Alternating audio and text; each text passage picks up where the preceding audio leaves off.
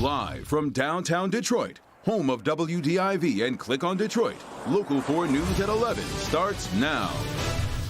We begin tonight at 11 with sobering numbers predicting Michigan is still 9 days away from the coronavirus peak. There are new projections out from the University of Washington that suggest Michigan is facing between 1,000 and 4,500 deaths from COVID-19. That's assuming we continue strong social distancing and other protective measures.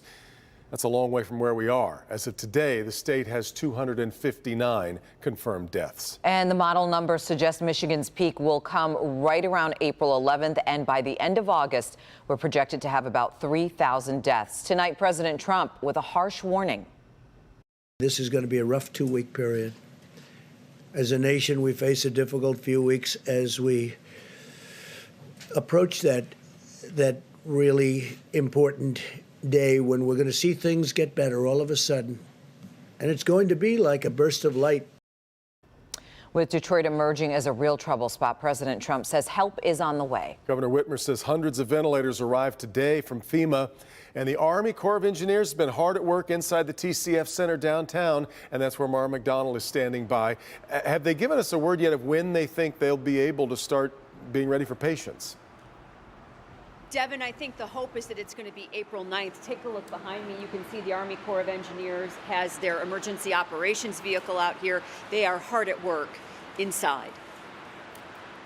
The governor tweeting pictures of the ventilators that have rolled into the state from the Strategic National Stockpile, more than 400. I just spoke with Governor of Michigan, had a great conversation, and we sent a large number of ventilators to Michigan. We're sending them to Louisiana. We sent additional ventilators to New York, additional ventilators to New Jersey. And that's not all FEMA is sending. FEMA has 200,000 swabs in a truck headed toward the state of Michigan. It's clear that Detroit is a hotspot for this virus, and the state and feds are treating it as such. When we see it going up in a certain state, and Louisiana could be one, and Michigan could be another with Detroit, because Detroit is having a lot of hard time. While supplies are rolling in, the governor says she's going to issue her executive order on K-12 schools this Thursday. Sources familiar with the order have told us that it will close schools for the remainder of this school year. But online and remote learning will continue for students, and it will count toward their instructional hours needed. Although the governor is maintaining that no decision has yet been made. It's really important that we get this right. And I know people are anxious, parents, students, teachers. We have 1.5 million kids in Michigan who are not in school right now. We've got very different districts across our state with different challenges and different resources. And so I think we need another day and a half to finalize things and I need to make some final decisions here, and we'll make an announcement on Thursday. Back here live at the TCF Center, the work inside the TCF Center continues. Army Corps of Engineers, the estimate is they will have 1,000 beds ready, hopefully by April 9th, to handle that overflow from the hospitals. We're live downtown tonight. I'm Mara McDonald. Back to you. It's going to stay Kobo for a lot of us for a long time, no doubt about it, Mara. All right. Sorry. Yeah, you get it. Yeah, of course. Sandra. Some help is on the way for small businesses in Detroit hurt by the coronavirus. Today, the city announcing a $3.1 million relief fund. Priya Mann joins us now live. And Priya, I think a lot of folks wondering how soon they can apply for that grant. Yes, Sandra, in about 55 minutes or so. Now, the size of the grant that you're eligible for depends on a few factors. One, how long your business has been operating, how many employees you have, and how much you're losing because of this pandemic. Of course, this is an unprecedented time for business owners. Bills are due, right? I mean, tomorrow's the first of the month. And both landlords where I live and landlords for the business are expecting their money. Alicia Frazier owns Bearskin Facial and Waxing near downtown Detroit. Like many business owners across the city, she's been forced to close because of the coronavirus pandemic. Mayor Mike Duggan says help is on the way. If we're going to be a vibrant city, we've got to save them.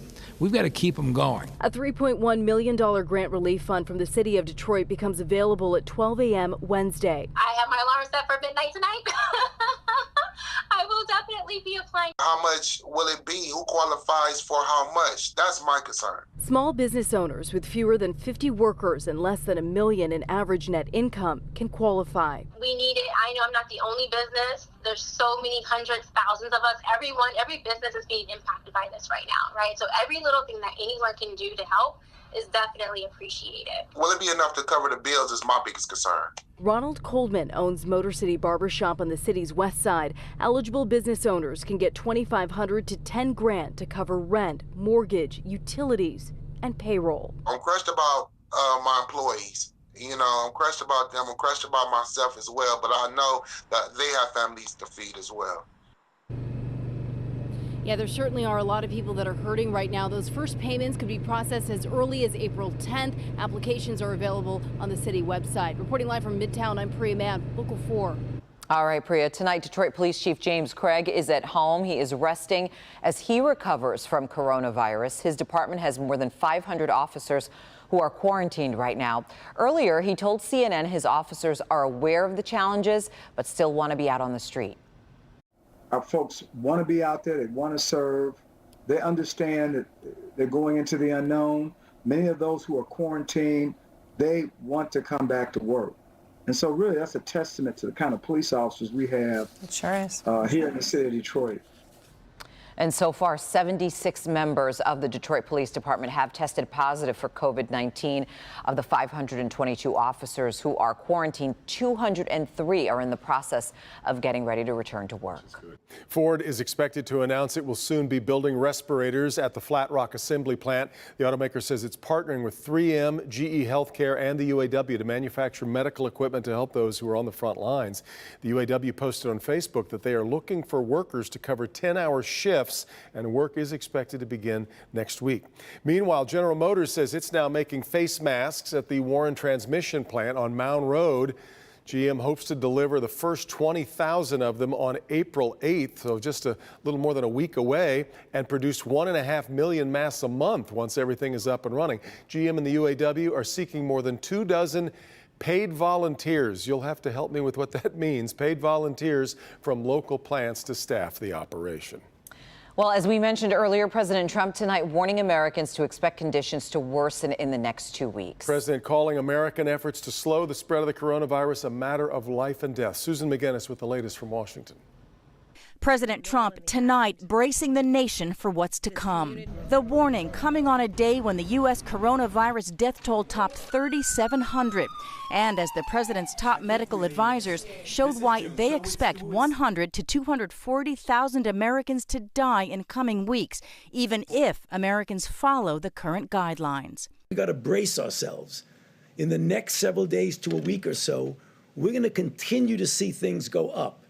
We cannot be discouraged by that because the mitigation is actually working. The expert said with no action taken, the U.S. could have seen more than 1 million dead. It's absolutely critical for the American people to follow the guidelines for the next 30 days. It's a matter of life and death. Despite the stern warnings, the president still refused to direct Florida's governor to adhere to the guidelines. People can make things, they can make a decision that we think is so far out that it's wrong. We will stop that. That goes against the advice of his vice president and medical advisors who want every state on board for fear they could become the next New York. If you wait till you see it, it's too late. As states plead for ventilators, the president says they're being stockpiled, again promising they will be available when they're needed the most. New York's governor says he can't wait. We're gathering equipment that we don't need today because today is not the day of the battle. But the president and his advisors tonight warning Americans that what they do now will determine when and how the war against coronavirus will be won. Susan McGinnis, Local 4.